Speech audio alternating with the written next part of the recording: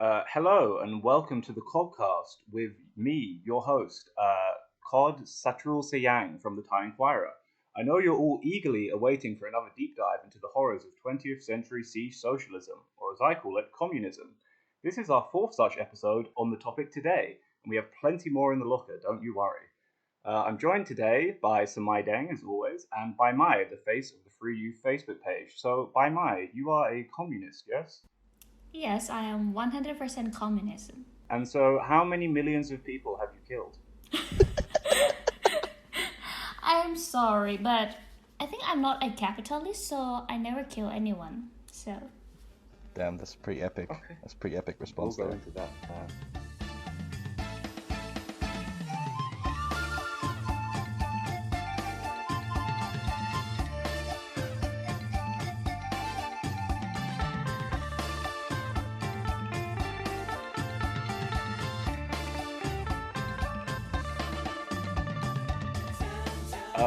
So, Baimaii from Free Youth or RT. What do we call you now? Free Youth or RT? Free youth or RT, as you wish. It's like free youth is like no, free youth is like our group, and then the RT is like our new project. Okay. Anyway, you can call me both. So you caused a bit of a stink recently on social media by basically declaring you wanted to do a repeat of the Maoist Cultural Revolution or something like that. I get all my information from the Thai Inquirer, so I'm not exactly sure of the details. So could you tell us a bit about your page and like how it started, how it got so popular, and then how the recent turn you made towards kind of leftist politics? Okay, so our group is called Free Youth. My friend Ford and his boyfriend and his friend actually founded Free Youth like a year ago, and initially the page was intended to sell shirts, just that. We didn't actually like aim to protest or to found a party. We just aim to sell shirts, like democracy shirts, because democracy here in Thailand, like the ones you see sells. at the protests. Yes, of course. But then the group kind of grow, and then like Ford and his boyfriend wanted to hold a rally, because this year on around February, I guess, like there were many protests in universities and in school. Many students joined, and we felt a little bit hopeful. But then the movement kind of ceased because of the COVID, and then Free Youth Free Youth was so angry with COVID and with capitalism and with the royalist government. So they just thought like, yeah, maybe we should take the streets. Maybe we shouldn't just stay in university, because we will never make things big if we stayed in university. Liberals at that time were very upset with our decision. They told us not to take over the streets. They told us to just keep things in university, because university is the safest place to protest. But Ford decided to not to listen to those liberals, and so he took the streets on July. And after that, after like we took the streets and everything, liberals kind of changed their mind, and they thought, oh, taking streets is also cool. And then But wasn't there already quite a large liberal contingent with the Tamasak guys and like Anon and people like that? How do you say, like, actually, like the protest on July, okay, it led by Free Youth, but there were many groups, actually not just Thammasat. There were like many activists or many like students who wanted to become like activists. They joined Free Youth. I believe like at that time Thammasat didn't contact us at all. Anyway, so they took over streets and everything, and then liberals were so happy with the streets. And so after that, Thammasat also wanted to join join the protest too. They wanted to join the movement, but they I think they contacted Ford. They told, and then but Thamasad's activists are quite liberals. I don't.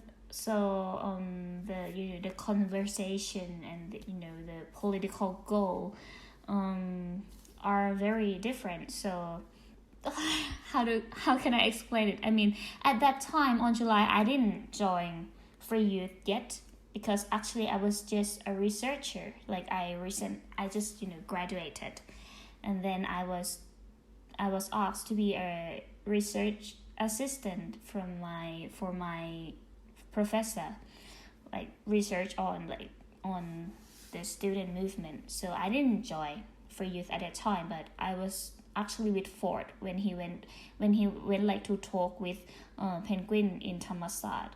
And I could feel like at that time Thammasat wanted to propose their 10-point demands, but Free Youth not Free Youth, like Free Youth might lead the protest on July, but Free Youth wasn't alone. I mean, there were so many groups, and so they kind of found another group separately called Free People. So Free People isn't Free Youth, okay?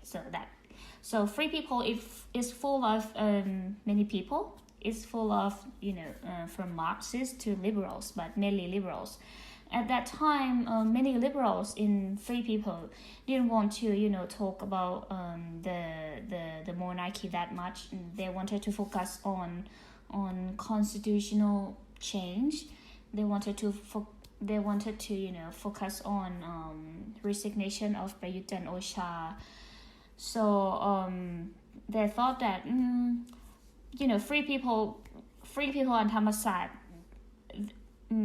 both can protest. They don't have to join hand in hand at that time. But Thammasat actually they wanted to lead the movement too. So they held a protest at Sanam Luang and then proposed very shaking 10-point reforms on the monarchy. And after that, the political atmosphere was very on fire, because it's for the first time in our history that the monarchy can be criticized publicly. So after that, some Thammasat activists they then found another group called Kanarat, or meaning People's Party. So that was a reference to the People era, right? Yeah, yes. And so they invited Free Youth and many other groups to join them. So many groups, many people also joined them. And Free Youth at that time, Free Youth was just doing the main job for Free Youth was doing the photo for promoting the rally. Actually, we didn't. Yeah, it seemed like at that time you just kind of, your main thing was just announcing the location of the protest and giving some people some advice of what to bring, a pretty basic role, to be honest. At that time. Pretty basic. Actually, we didn't have any role to make decision. Actually, it's mainly Thammasat activists who made decision and plan and everything. We just the public relations people. We just post photos and inform people about the location and the date and everything.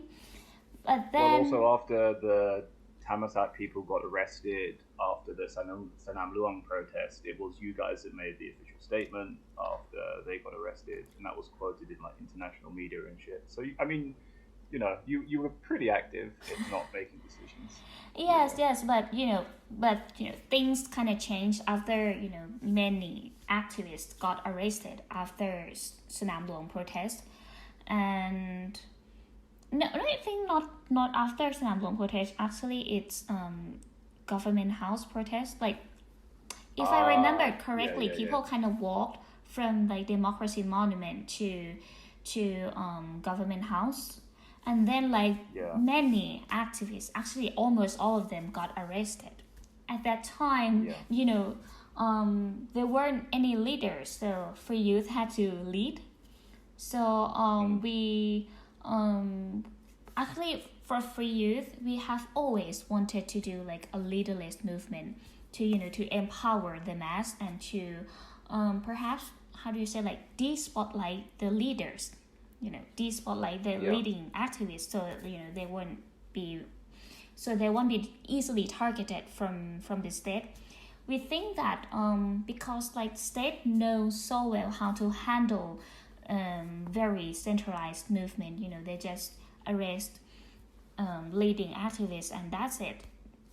And we for youth don't want to make that kind of mistake. So after the day after many activists got arrested in front of the government house, so I think at that night, so we launched like our project immediately. So like we let people, I think there's a Telegram chat, like there's a chat in Telegram that many people joined in, and actually they planned by themselves like where they wanted to protest and everything. So we let those masses decide everything. Yeah, I was watching it happen in real time, and it was like people, like those polls were cropping up, and they'd be really quickly filled in and like replied to, and then once it was decided by poll, you guys would just post it on the Facebook, and that's kind of how it worked in those days. Yes, I think that's very amazing, and the protest went out like spread it out like mushrooms. I mean, I think like state was really confused at that time, but then many activists got released it and so they wanna perhaps they already have their own idea of the movement, so they wanted to continue their own way of doing movement. So yeah. So now like many groups are quite, how do you say, like dispersed. We don't join anymore. For example, Free Youth were the Marxists. After we launched our new project, the RT movement with hammer and sickle logo, actually we had to how do you say, like break with everyone, because like the majority of the leading activists are liberals, and they have even Samanchon. We never talked with Samanchon. Yeah. Okay. We mainly worked with like Thammasat or the DRT, the DRT, and that's it. So I mean, can I ask you a bit about why you decided to kind of quite abruptly, like suddenly, make that shift towards a more leftist voice? So when you announced the logo, I think it came as quite a surprise to a lot of people. But rather than kind of gradually moving the page leftwards, you kind of just took the mask off. Do you know what I mean? I just wondered what was the thinking behind that decision. So we have always wanted to bring Marxism or socialism or communism on the table, but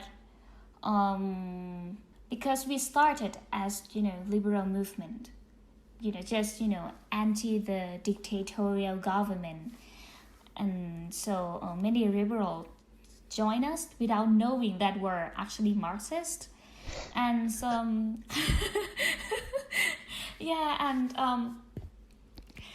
and so we had to work with many liberals, so many liberals were leading the movement. We didn't have any big decision, or like even if like we were to make decision, there were many liberals are working were working with us. So like we couldn't work alone at a time. We couldn't like present what we were truly wanting the movement to be.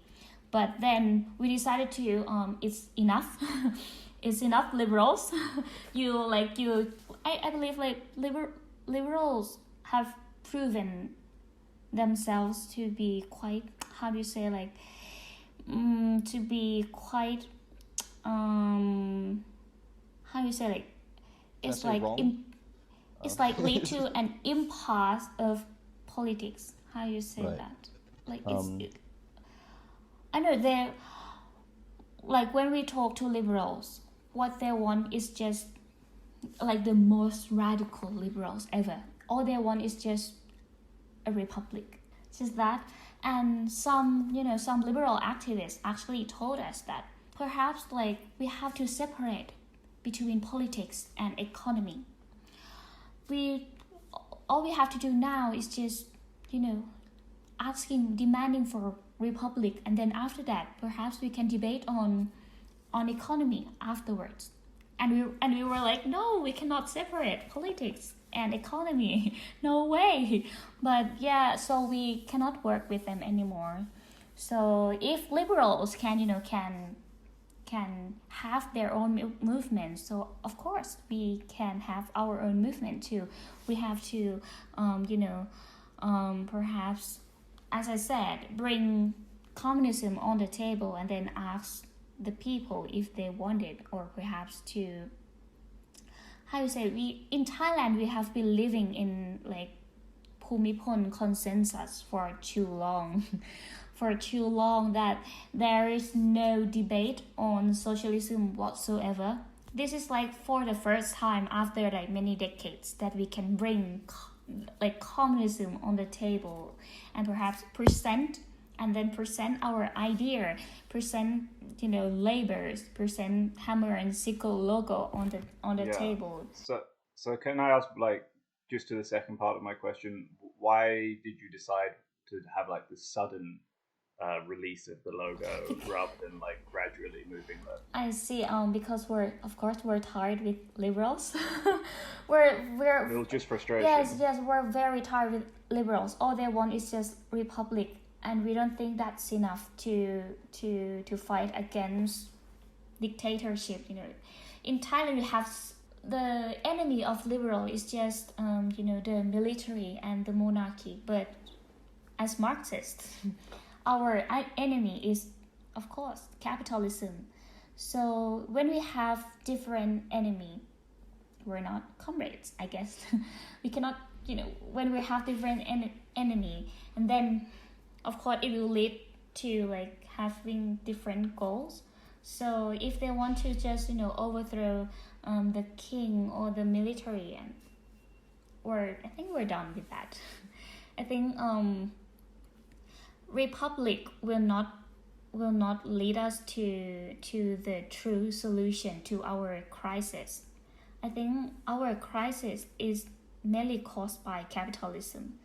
So if they think like if liberals think like that all the problems that we have today, like with the COVID, with the inequality, with the with like bad system, are caused by monarchy or military, then that's it. I don't know. For me, one thing that actually like tied us together is having the same enemy. And if they don't have the same enemy with us, I don't think we can. Perhaps we can be friends. We can be alliance, but we're not comrades. You're saying that their enemy is the military and the monarchy, whereas yours is capitalism, and you're proposing fighting capitalism, they're proposing fighting the military, and those things don't necessarily align. Maybe in some situations they can align, but generally speaking, those are two different movements. Yes, exactly. And as you asked, like why we don't, gradually present communism or slowly turning to the left, because we think that we shouldn't wait like we shouldn't wait until the society is ready, because society will never be ready for change. Change always come abruptly. Changes always come, in the time that you feel the most shocked, because that's called change. I don't think like society will be ready for change first and then we change. I think we need to present what we want to change first, and then make some crack to the society, to debate, to look for another possibilities. Just like the protest, just like when we took the streets on July, many people, many liberals said that no, the society wasn't ready for this, and like university or school were the safest place to protest. We didn't believe them. We wanted to make some crack. Yeah. No, I was just saying that's fair enough, because not to like be the guy that brings out the quotes, but like Lenin says sometimes history needs a push, and then at the very end of the Communist Manifesto it says that the communists disdain to conceal their views and aims. So the point to be open, I understand, because even gradual shifting towards the left is going to meet the same levels of criticism that you've been reaching. Is it okay, Gabriel, if I ask about some of the criticisms that have been levied? Yeah. I was going to wonder. I wondered if you had a question too. I was wondering because I've been preoccupied with some of these Thai Inquirer articles, with the brain trust, the brain trust at the Thai Inquirer, and I was wondering sort of how you intend to sort of as you folks continue, how you intend to address some of these criticisms. Do you think that some of these criticisms are valid and should be considered at all, or is this sort of like the fact that they're coming from a liberal or in some cases conservative points of view, none of these sort of arguments really make that much sense anyway because of their incoherence? So I'm just curious about the thoughts on that.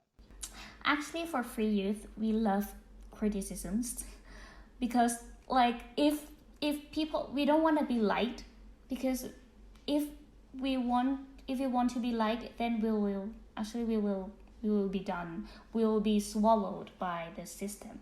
We have to be unliked by the people. When we are unliked, then we will have the confidence that we're walking to the right way. So I think maybe a better word is adversarial. Like people can like the people in a wider sense can like you, but as long as you're like adversarial to the kind of dominant power structures, I think that's the key thing, right?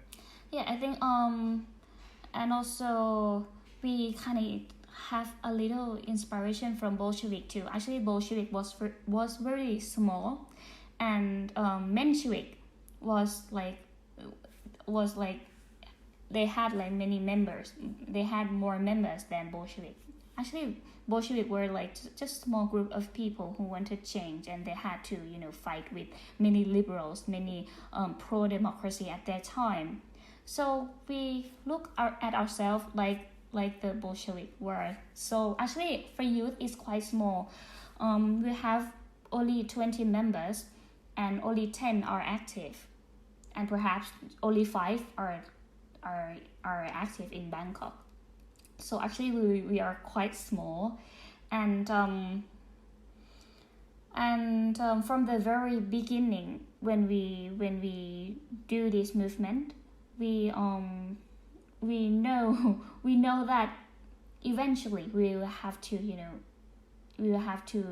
how you say, like rupture with liberals. We always know that from the very beginning. So yeah, Can I ask, yes. Were you anticipating the amount of like negative reaction from the mainstream media? Did you anticipate there would be so much? Yes.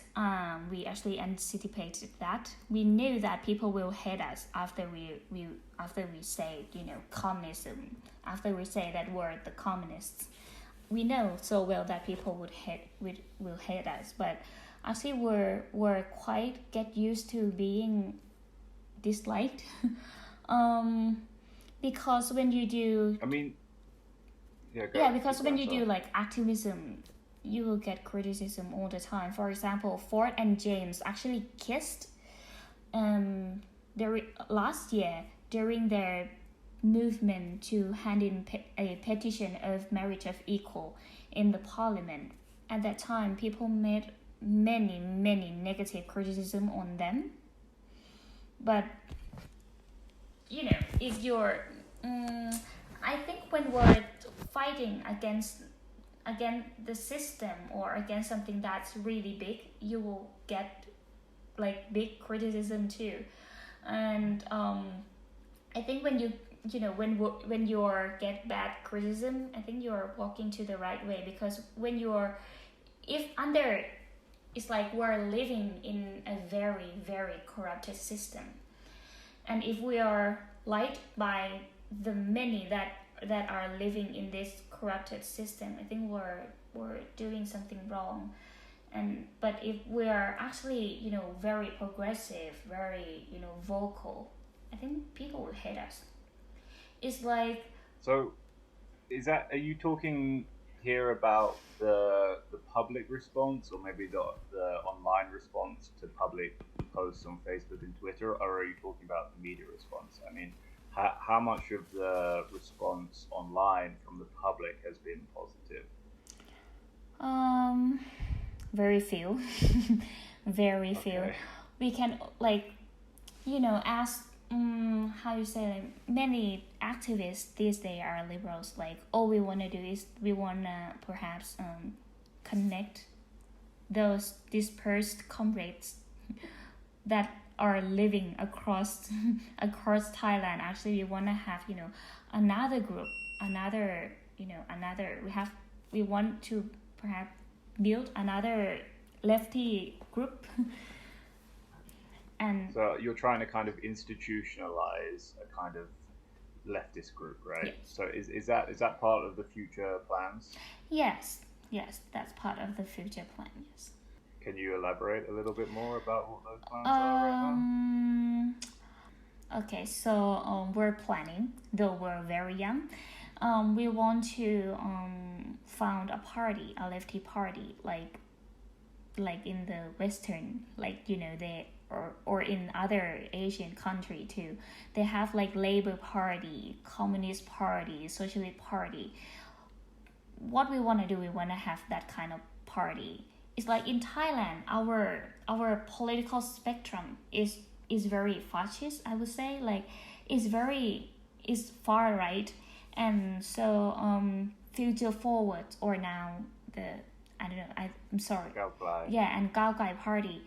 They are actually, this party is very centric, but when they like in Thailand, people think like they are very progressive, they're very lefty, but for us they're just centric. But because the political spectrum in Thailand is turning far right, what we want to do is that we want to pull this political spectrum to more left.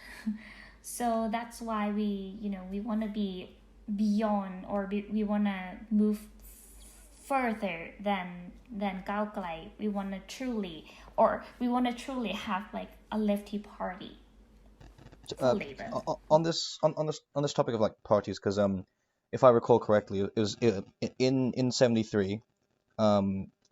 That's when all of a sudden, after the uprising, there was a lot more representation of the socialists, the communists, the leftists in government, and then in 76, obviously a swing back to the right.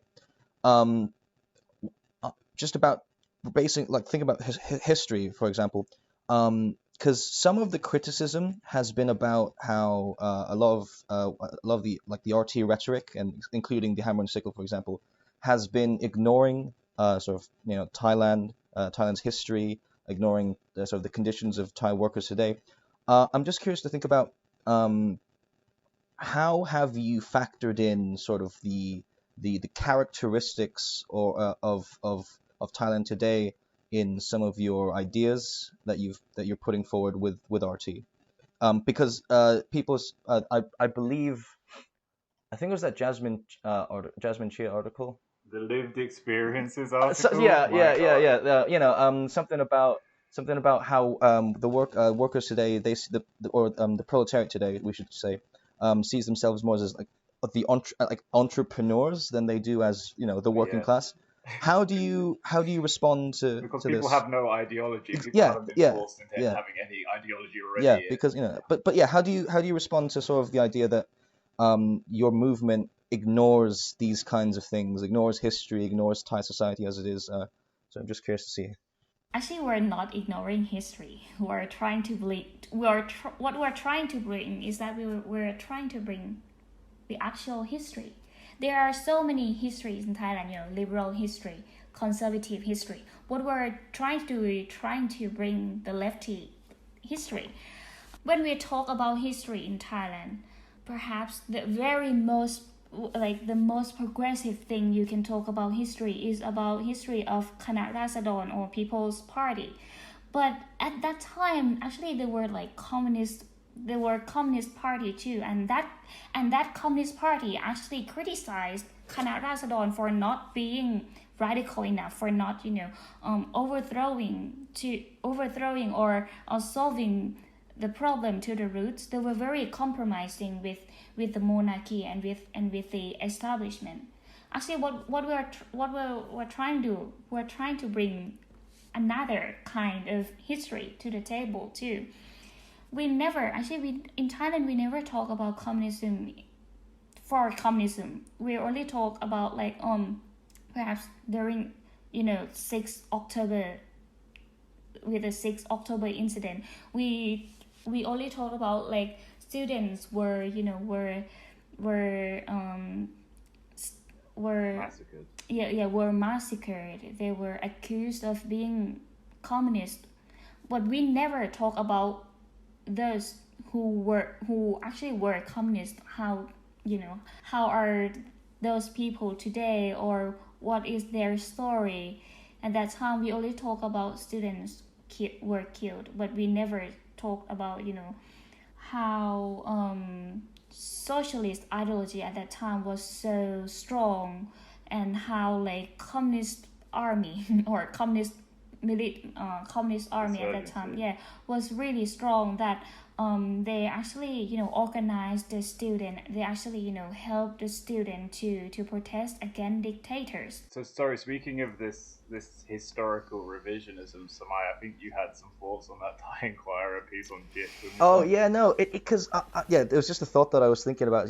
I can't believe that in the calls of creating a new statue, creating a statue like Ajantit, and then they're like, yeah, no, it's a great idea, and this is coming out of Thai Inquirer's mouth, and then I'm just thinking, hang on, you're talking about how he was sort of accused of being a communist when you're ignoring the fact that he was. He was a communist.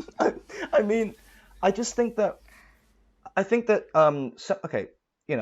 to sort of be a bit more good faith about these things, I think that there has to be sort of a consideration to some extent of historical narratives of revising history, of removing the communist element from history, has just perpetuated itself to the point where people think that they're right in thinking that there is no left-wing presence in the October 6th incident.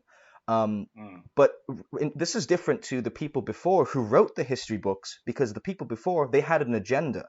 Today, people have just internalized this historical agenda. Yeah. So how do you think we can break with this perpetual sort of cycle of falsities? Yes, as you said, communism have always been removed from Thai history. That's correct. We never talk. We barely talk about Jit Pumisak as as a communist. We barely present Jit Pumisak as a true communist. So as I said, our RT project, we're trying to bring communism on the table so people can debate. So many comrades can debate on many things, like on history, on their another world, on their alternative. Yeah, that was the RT is doing. What we're trying to do now is we're trying to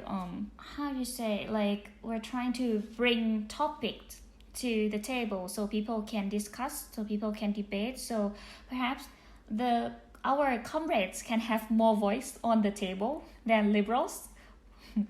Yes.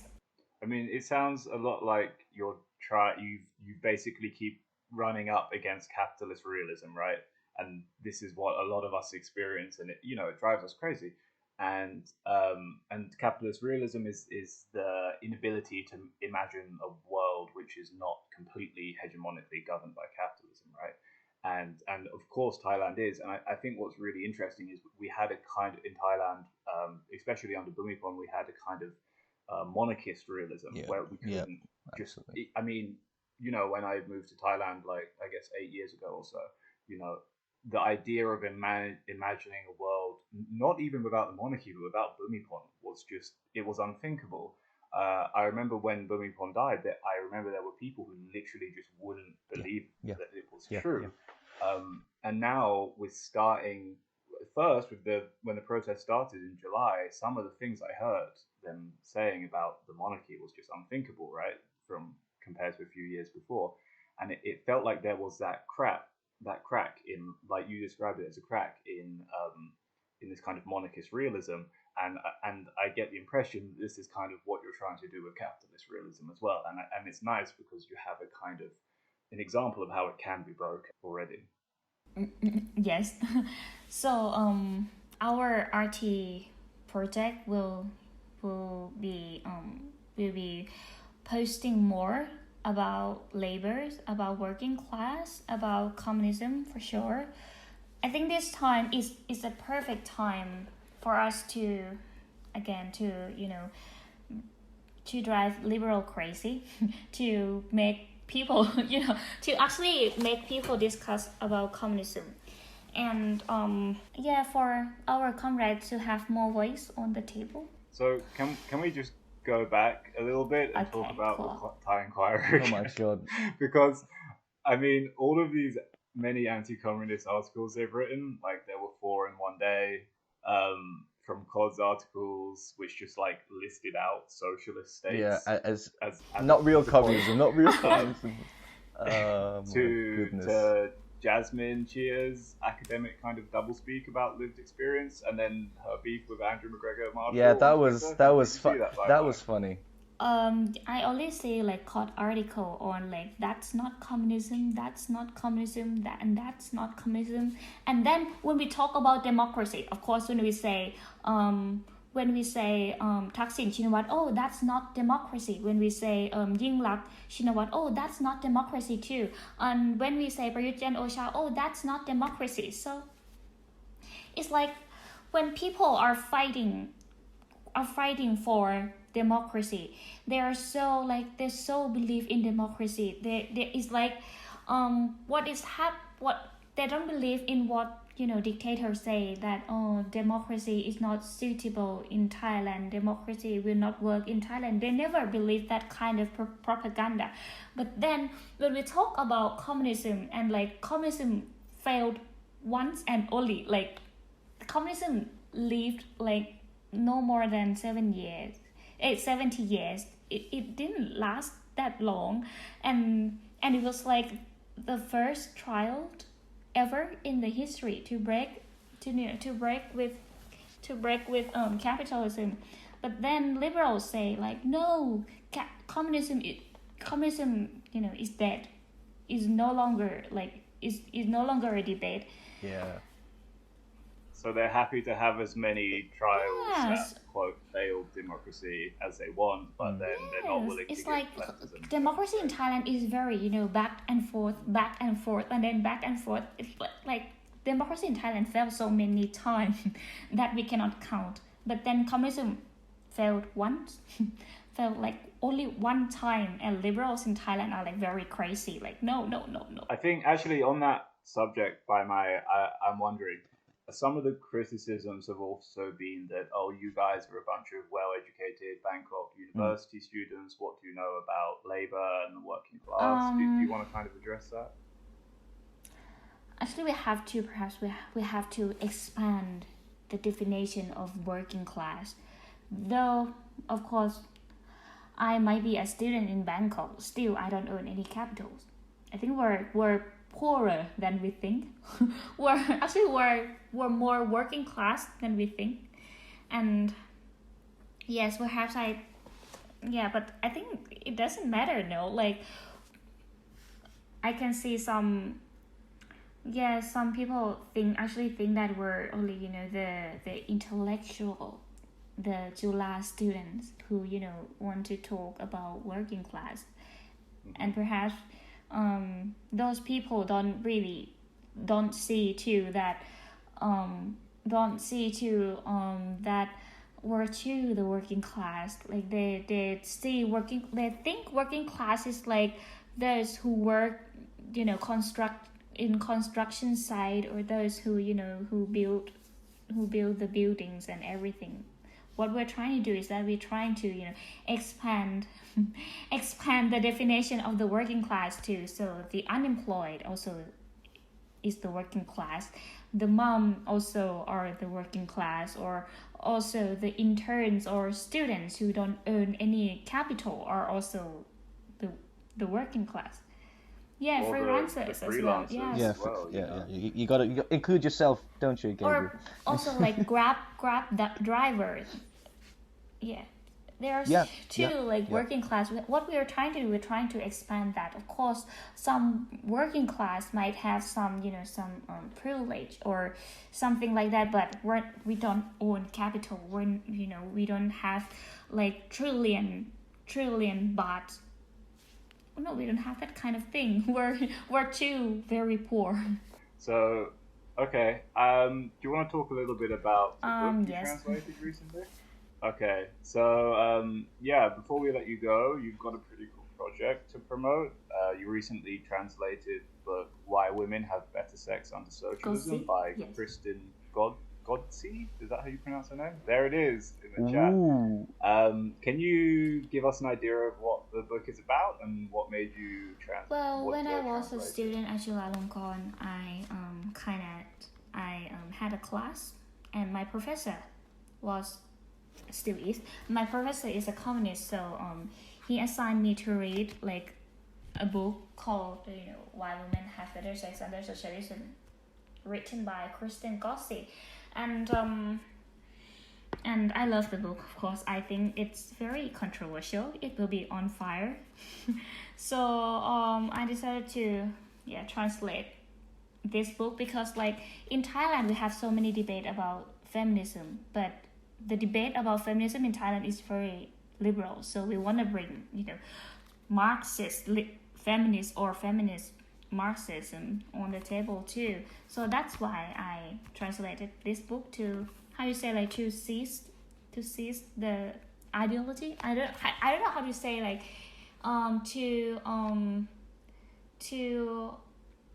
to take some space on the table, to take some space on the debate. So I think it's like love or sex are things that we are close with, or are things that we're used to, and I think like we can learn communism or socialism through love or through sex too. And it's like sex, like when we talk about capitalism, we mostly focus on public space. We barely focus on like private space. And I think capitalism, not only oppresses us within public space, but also oppresses us on like our private space too. And I think like climate change or COVID, or like with our health, with our air, these things are in the private space.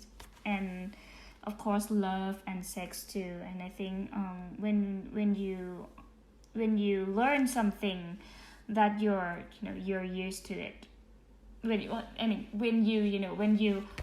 we want to present like communism, I think it's when we use like love or sex, I think people can understand these things better. I think I don't know how to say it. It's like you say it every day, but you don't really question it.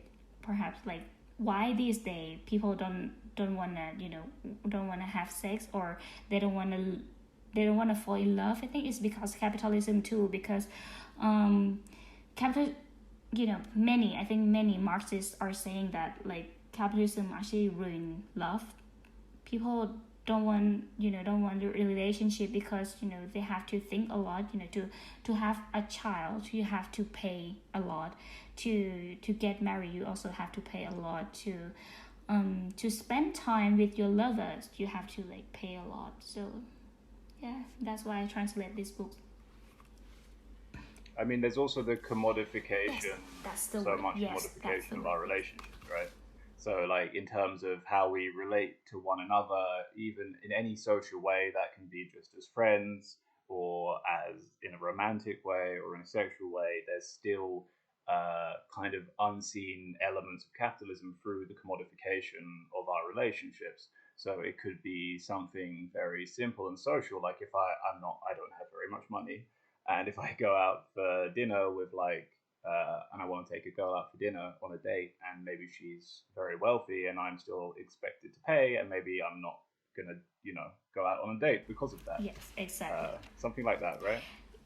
I haven't read the book yet. I intend to, but can you tell us a bit more of like the thesis of the book, what it kind of Well, discovers? this book, Gossi, she studies about history, and mainly socialist history, and so she focused on Germany, like during the Cold War. Germany was separated like into like two states, the communist one and the capitalist one. And so she studied about women at that time from both states.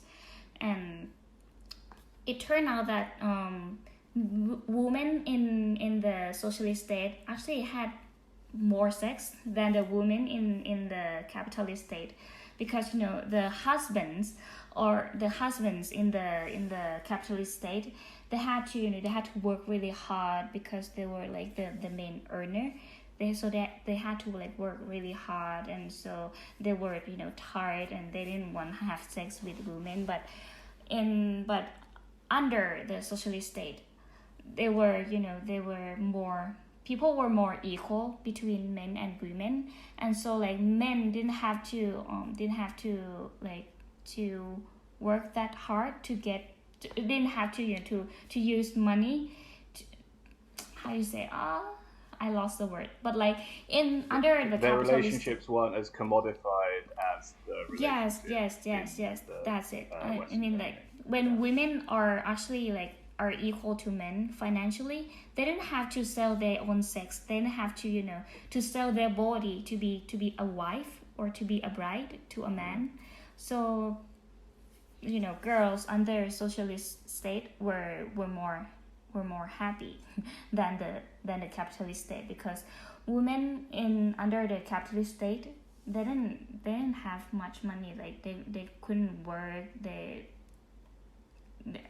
couldn't work, or they could be was just be a good wife in the house, blah blah. Yeah. But under the socialist state, like women could go to work, and they like could earn money and everything. And so state provide like nursing, like the nursing center for women. So like she didn't have to stay at home and raise children. She could send her children to the nursing center The from the nursery state. center. Yes, nursery Yeah. center. Okay. Yeah. I So think I mean, I go on. yeah, Mark. I think it's interesting, to think about that, because as you say, feminism, I mean, the world over is quite liberal, and I think to go back to basics, we talk about alienation, right? We talk about the atomization of the proletariat from the rest of society, and what you've described, and when I go and read it, what you describe, I'll learn more. But what you've described is like patriarchy is a system that can also atomizes the proletariat.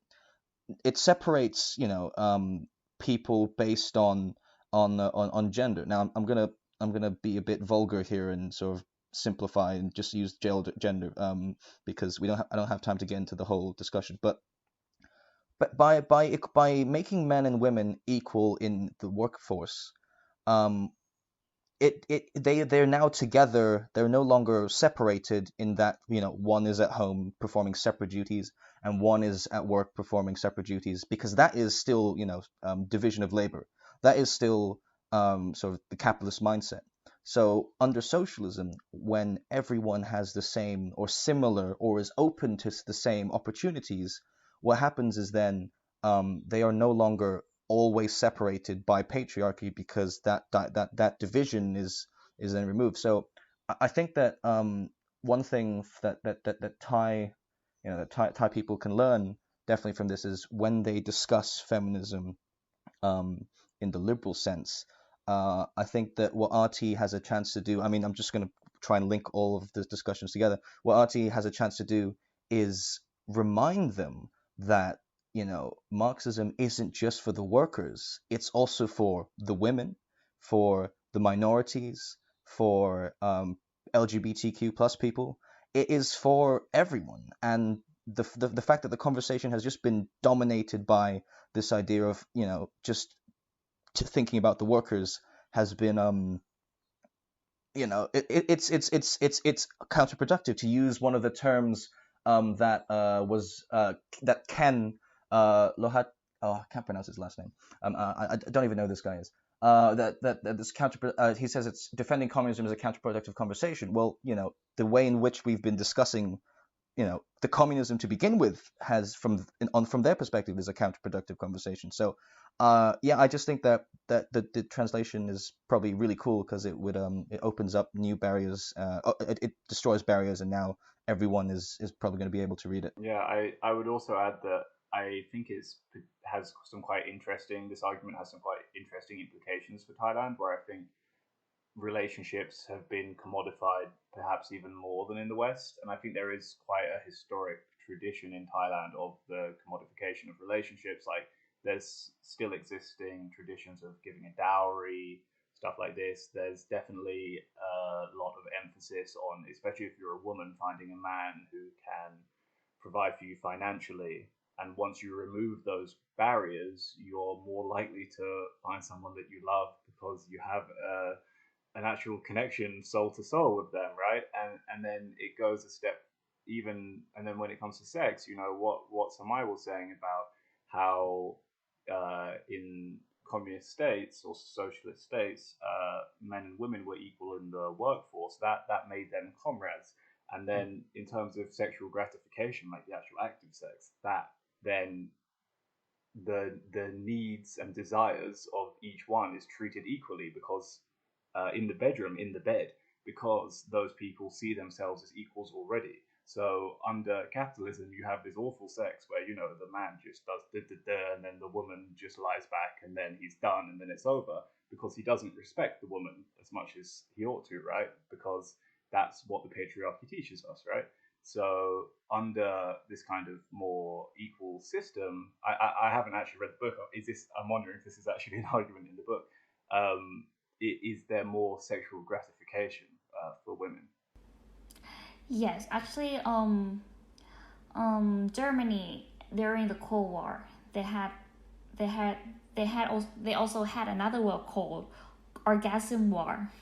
So the East Germany actually present themselves to, like, they won the Orgasm War, because the men in the West Germany, like, couldn't satisfy women, but turned out like women under socialist state, they had many more orgasms. So yeah, they had war on orgasm. Communism is when women finish. That's Yes. literally what it is. And Baimaii, you want to just address the point about how this book relates to Thailand? Relate in Thailand, I think it's just like you said, like the commodification of relationship in Thailand is very high. Like when we wanna find like a lover, what we use Tinder. That application actually like make us feels like a commodity to be sold. When when you want to fall in love, no, you cannot decide who and when you are gonna fall in love. But then Tinder, like, it presents itself like a risk-free love, because you know, okay, this person, how old is this person, what he is studying or what he is working for. So that's not natural. That's kind of that is like you have, you treat other person like commodity. But anyway, what relates to Thailand, right? In Thailand, many feminists are liberals, and what we want to do is that we want to also present socialism in feminism too. So liberals will hate us. That is the sex tourism industry. That's massive. So it's like, that's another important thing that I don't think those guys are going to be reading the book, though, I'm afraid. That's fair. That's true. Like sex tourism in Thailand is very big, but but we don't talk about it that much. Like we don't see sex workers as working class. We treat them like commodity too. Or even just like underclass citizens. Yeah. So that's great. Where can people find the book? In Samyan website. So it's like SAMYAN website. It's a website you can search it in Google. Okay. You can find my book called รักร้อนแรงแห่งดินแดนสังคมนิยม Super. All right. I know what I'm getting my liberal feminist friends for Christmas. Yeah, the point of this book is just to drive liberal feminists crazy. So that's great. I think that's about it from me. Samar, you got anything else? No, I just want to say keep fighting the good fight, solidarity, and all that jazz. And Cod, if you're listening, shoot me up, hit me up. Probably not. Probably not. Dude. I mean, I dare you to listen, Cod. I dare you to hit me up. Please, I just want to talk. When you put this out as a tweet, you got to do it multiple times and just keep atting him, just so he finally. Seriously, can you imagine if we had him on here? Like, you could just dangle some fucking keys, and it would get him so excited. It would be so much fun. Oh goodness gracious. Baimaii, thank you so much for joining us. Okay, thank you for having me too, and I'm you. sorry if I sound very confusing today, because today I have to move to another safe location because the police actually have found my place, so I have to move Okay. Oh jeez. Soon. Okay. We'll end it there. Yeah. Okay, move, go. So I'm so sorry. I was packing things and everything. I'm quite shocked. But anyway, I will move to some safe place tonight. Yeah, let us know that you get safe. Yeah, let us know. Yeah. All right. So thanks for listening, folks. Bye. And wish by my luck. Bye. Bye. Oh my goodness. Okay.